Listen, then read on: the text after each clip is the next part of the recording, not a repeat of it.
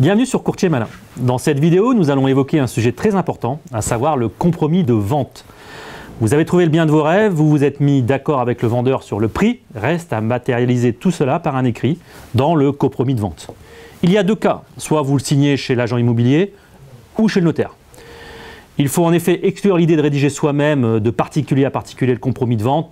C'est une étape essentielle, pour ne pas dire la plus importante, dans une opération immobilière. Et il faut absolument la réserver à un professionnel, donc notaire ou agent immobilier. Si la vente n'a pas été négociée par un agent immobilier, le compromis sera établi par un notaire sans frais supplémentaires généralement. Tout d'abord, vous devez savoir que vous avez le droit de choisir votre propre notaire et que vous n'êtes pas obligé, acheteur et vendeur, de prendre le même notaire. Je suis toujours surpris de la réponse de mes clients. « Ah bon, mais j'ai pas de notaire moi !» Ouvrez les pages jaunes ou allez sur le web et vous verrez, il y en a forcément un proche de chez vous. À cette occasion, j'ai convié maître Sylvain Roussel, notaire à Roubaix, afin de voir avec lui pourquoi ce document est aussi important, voire plus important que la vente elle-même. Maître Roussel, bonjour. Bonjour M. Lagraville. Alors, pour vous nous expliquer pourquoi est-ce si important de bien rédiger le document qu'on appelle le compromis de vente? Effectivement, le compromis de vente ou l'avant-contrat, c'est le document, pour moi, essentiel dans une transaction immobilière. Parce que c'est l'avant-contrat qui va fixer toutes les bases, toutes les conditions, toutes les relations entre le vendeur et l'acquéreur pour toute la durée de cette opération. L'acte de vente définitif, l'acte de vente qui sera passé chez le notaire, l'acte authentique qui sera passé chez le notaire, ne fera que réitérer, que reprendre, que confirmer ce qui aura été dit et écrit dans le compromis. C'est donc la phase la plus importante que pour moi, il faut confier nécessairement à un professionnel. Alors un professionnel, vous entendez qui? Donc vous, par les notaires, là, pour le métier de notaire. Également les agents immobiliers, effectivement les agents immobiliers. Et effectivement, ça peut être également d'autres professions, mais c'est généralement le notaire ou l'agent immobilier. D'accord. Et alors, parce que ça veut dire qu'une fois que c'est signé, si on veut modifier quelque chose, il faut l'accord des deux parties. Absolument. Le compromis va graver dans le marbre toutes les conditions de la vente, toutes les relations entre les deux parties. Et s'il faut modifier quelque chose, ou proroger, ou changer des modalités, eh bien on va faire un avenant au compromis, signé par les deux parties. Et si l'une des parties n'est pas d'accord pour signer un avenant, on va rester sur le document de base. Donc pour ma partie, à savoir Courtier Malin, la partie financière, oui. Donc ce que je conseille souvent à mes clients, c'est de très bien rédiger la partie, donc ce qu'on appelle la condition suspensive d'obtention de prêt. D'accord. C'est-à-dire que si jamais ils venaient à ne pas avoir leur crédit, à ce moment-là, le compromis meurt de sa belle mort, sauf à ce que je dise une erreur. Non, vous avez tout à fait raison.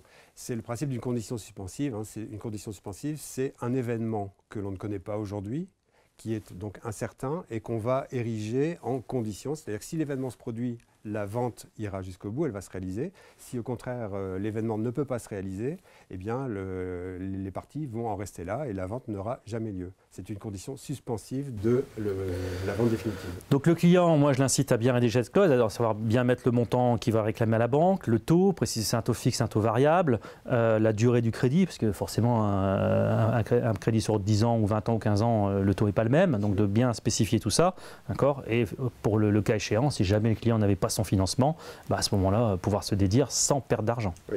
Parce que sinon, je pense qu'il y a une clause pénale aussi qui est prévue dans les compromis. Alors là, vous me posez en réalité deux questions qui sont différentes. Je reviens un peu sur la question de la condition suspensive de prêt. C'est une condition qui est aujourd'hui légale, c'est-à-dire que c'est les lois Scrivener qui datent de plusieurs décennies, qui, pour protéger l'acquéreur emprunteur immobilier, a prévu que, sauf convention contraire, je vais vous dire comment on fait pour que ce soit une convention contraire, eh bien l'emprunteur est protégé par une condition suspensive d'obtention de prêt. C'est-à-dire que par défaut, l'acquéreur est censé emprunter pour payer son prix.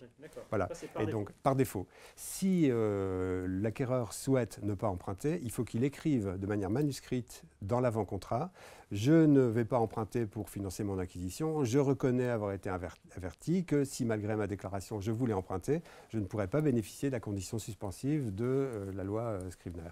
Ça veut dire que je peux, si je me suis débrouillé avant, j'ai négocié avec mon banquier, j'ai obtenu un accord de financement pour une enveloppe, on va dire, oui. Donc je sais que j'aurai mon crédit, je peux retirer cette clause, d'accord, et éventuellement négocier avec le vendeur une remise de prix, enfin vous me voyez arriver, maître. Je vois que vous êtes un acheteur avisé. Voilà. Et donc de dire, voilà, vous êtes sûr que dans 2 mois, soit je vais à la vente, et je reviens sur ma question de tout à l'heure, soit je vais à la vente parce que voilà, je suis obligé d'y aller, et ou sinon, vous m'appliquerez la fameuse clause pénale, et vous pourriez éventuellement aussi me contraindre à acheter ce bien immobilier. Voilà, c'est exactement ça, vous avez raison. L'emprunteur, l'acquéreur, si vous voulez, avisé, va effectivement aller voir sa banque avant de s'engager dans une opération immobilière. Et ça peut être un atout que de dire au vendeur, regardez, vous avez plusieurs candidats possibles, mais moi je suis le bon. Puisque le financement je l'ai, donc je ne vais pas m'abriter derrière une condition d'obtention de prêt qui sera hypothétique pour vous. Vous pouvez déjà vous engager dans une autre opération peut-être avec le prix de la vente de votre maison. Donc, moyennant tout ça, consentez-moi à un rabais. C'est ce que vous pourrez dire à votre vendeur qui, bien souvent, va le comprendre. Donc effectivement, vous ne serez plus protégé par cette condition suspensive d'obtention de prêt, qui, il faut l'avouer, est parfois un échappatoire possible pour les personnes qui pour l'acheteur, d'avis. Ouais, voilà, en disant la maison ne plaît plus, Exactement. Voilà. Et donc tout compte fait, j'ai pas mes financements, merci, au revoir. Ça et le vendeur a perdu 2 voire 3 mois. Exactement. Ou la possibilité lui-même de s'engager dans autre chose, peut-être il va racheter autre chose. Également. Ouais, voilà. Tout est lié en fait. Absolument. Il vend sa maison, il en rachète une autre, comme il n'a pas vendu la sienne, il ne peut pas racheter l'autre, et tout est en boucle. Voilà. Donc si vous n'avez pas cette condition suspensive de prêt, l'avant-contrat, le compromis, va devenir plus obligatoire pour vous que pour un acheteur qui aurait bénéficié de cette condition suspensive. Donc bien sûr, vous pouvez avoir d'autres conditions suspensives, mais généralement, en matière de vente de particuliers, il n'y en a pas d'autres conditions suspensives. Dans ce cas, si vous voulez manger votre parole, c'est-à-dire ne plus aller jusqu'à la vente définitive, bien que vous ayez signé le compromis de vente, eh bien, le vendeur, selon la rédaction du compromis, pourra soit obtenir des dommages et intérêts, qui sont généralement de l'ordre de 10%, c'est ce qu'on appelle une clause pénale. Donc 10% du prix de vente de la maison initiale, absolument. Donc je vends ma maison 200 000 €, la personne, tout compte fait, n'achète pas pour des raisons qui lui sont propres, elle veut se dédire, donc elle va me donner 20 000 €. Alors généralement, dans un compromis, c'est rédigé comme ça, c'est-à-dire que le vendeur aura un choix. Soit il va dire, je prends les 10%, donc sur une vente de 200 000, je prends 20 000, et ça me permet de retrouver un autre acquéreur, peut-être à 180 000, mais finalement j'aurais réussi à vendre dans un délai à peu près confortable pour moi. C'est une première option pour le vendeur. Ou alors une seconde option, s'il veut s'en tenir au compromis et puis sortir l'arme fatale, le vendeur va dire, je poursuis l'acquéreur, je prends les 10% à titre d'indemnité, et puis je l'assigne au tribunal en paiement du prix de la vente, après avoir fait constater que la vente elle est parfaite, puisqu'il n'y avait pas cette condition suspensive de prêt. Donc il prend les 20 000 et l'acheteur est obligé d'acheter. Exactement. D'accord. Bon, après c'est un peu théorique quand même, parce que le vendeur, pendant ce temps-là, il n'a pas son prix, il ne peut pas chercher un autre acheteur, etc. Mais la clause pénale à 10%, elle fonctionne parfaitement et relativement souvent quand même. Donc attention à ce qu'on signe.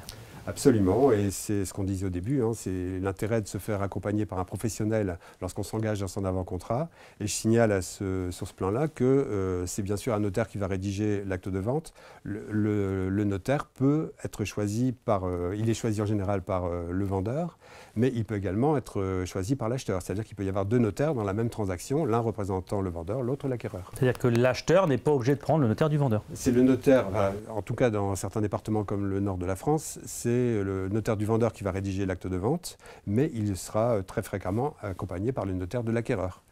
Chacun défendant un peu les intérêts de son propre client, même si le notaire reste malgré tout relativement impartial. Alors, une autre petite astuce que je donne à mes clients, ça reste une astuce, alors elle ne va pas forcément vous plaire, maître, c'est que je leur dis, voilà, dans le prix de vente de la maison, sortez une partie du mobilier, parce que ça vous évitera de payer les fameux frais de notaire sur cette partie-là. Alors je m'explique, une maison à 200 000 €, je dis au client, retirez 2 000 à 3 000 € de mobilier, la cuisine équipée, je ne sais pas, le jacuzzi, s'il y en a un, enfin bref, en disant voilà, et ça va, comme ça vous ne paierez pas l'intégralité des frais de notaire sur ce prix-là, ça va réduire un peu les frais de notaire. Alors c'est encore une fois, ça ne va pas être monstrueux, mais ça permet éventuellement de payer les frais de dossier de la banque et ou les frais de garantie que la banque va réclamer. Je ne sais pas, quel est votre avis là-dessus? Vous avez raison, je vois que vous êtes particulièrement averti, observateur des pratiques immobilières. Effectivement, en fait, il y a une tolérance de la part de l'administration fiscale, qui perçoit les droits de mutation à titre onéreux sur les ventes d'immeubles. Ces droits sont aux environs de 6%. Et l'administration tolère qu'on enlève de l'assiette de ces 6%, de ces droits, droit qu'on enlève la valeur du mobilier dans la limite raisonnable de 5% du prix. Ce n'est pas écrit, hein, mais c'est une tolérance. Voilà. Alors, il ne s'agit pas d'une réduction des frais de notaire. Le notaire perçoit la même chose puisque les honoraires sont calculés également sur le mobilier. Mais c'est uniquement sur les droits de mutation que cette réduction s'opère.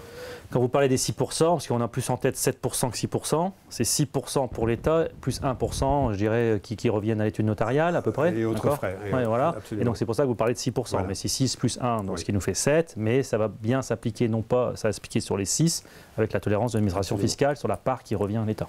Et alors, donc l'administration peut vérifier qu'il y a bien eu effectivement une vente de mobilier dans la maison. Et les exemples que vous citiez ne sont pas parfaits sur ce plan-là, puisque on peut considérer qu'une cuisine équipée, c'est un immeuble par destination, donc ce n'est pas du mobilier, hein, puisque c'est fixé, scellé au mur.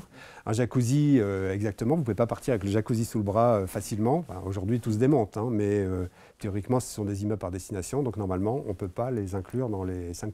Donc ça va être quoi? Les barres de rideaux, les rideaux? Les barres de rideaux, les luminaires, certaines installations qui sont quand même amovibles. Je pense aux alarmes qui sont... voilà, qu'est-ce que ça peut être d'autre? Quelquefois des manteaux de cheminée qu'on peut aussi enlever relativement facilement. Alors une dernière question, maître. On est souvent surpris le jour de la vente, donc là l'acte authentique, hein, après le compromis, de devoir sortir son chéquier, de refaire un chèque, notamment pour la taxe foncière. Je sais que moi souvent j'ai des clients qui me disent bah tiens, c'est un peu bizarre. Voilà. Alors c'est quoi cette pratique en fait? Je pense que les notaires ont quand même depuis quelques années tendance à s'immiscer davantage dans la relation vendeur-acquéreur. C'est-à-dire que par exemple la taxe foncière, elle est due par le propriétaire au 1er janvier. Elle est due au fisc par le propriétaire au 1er janvier. Les notaires préfèrent que les relations entre le vendeur et l'acquéreur soient complètement réglées, tranchées de manière définitive au jour de la vente. C'est-à-dire qu'au lieu de laisser dans l'acte une phrase disant que l'acquéreur remboursera le prorata de taxe foncière au cours de l'année, comme ça se faisait généralement avant, eh bien le notaire va calculer en fonction de la date de la vente de la maison ou de l'appartement, il va calculer le montant de taxe foncière qui correspond à la première partie de l'année due par le vendeur et à la deuxième partie de l'année due par l'acquéreur. Il va faire le calcul et puis demander à l'acquéreur de faire un chèque au vendeur pour rembourser ce prorata de taxe foncière. C'est plus simple, ça évite des relations ultérieures. Et c'est la même chose pour les charges de copropriété, pour un certain nombre de points comme ça qui peuvent être... Ça évite toute discussion et devoir rappeler le vendeur, l'acheteur. La vente est faite, chacun repart de son côté, les contrats sont basculés au gaz, électricité, et les relations entre le vendeur et l'acquéreur sont terminées, heureusement terminées. Tendance à dire aux gens qui nous regardent, prenez un chéquier le jour, enfin un chéquier ou... Si, un chéquier. Oui, mais généralement, le notaire va envoyer un projet d'acte avec un décompte financier en indiquant les sommes à régler, soit directement au notaire, soit au vendeur, etc. D'accord. Tout ça est parfaitement clair et réglé au moment d'une vente. Bah écoutez, maître, un grand merci à vous et puis à bientôt sur Courtier Malin. À votre disposition. Merci, maître. Donc vous avez bien compris l'importance du compromis de vente grâce à maître Roussel. Donc encore une fois, un document fondamental à bien rédiger. Merci à vous. Je vous retrouve dans une prochaine vidéo sur Courtier Malin.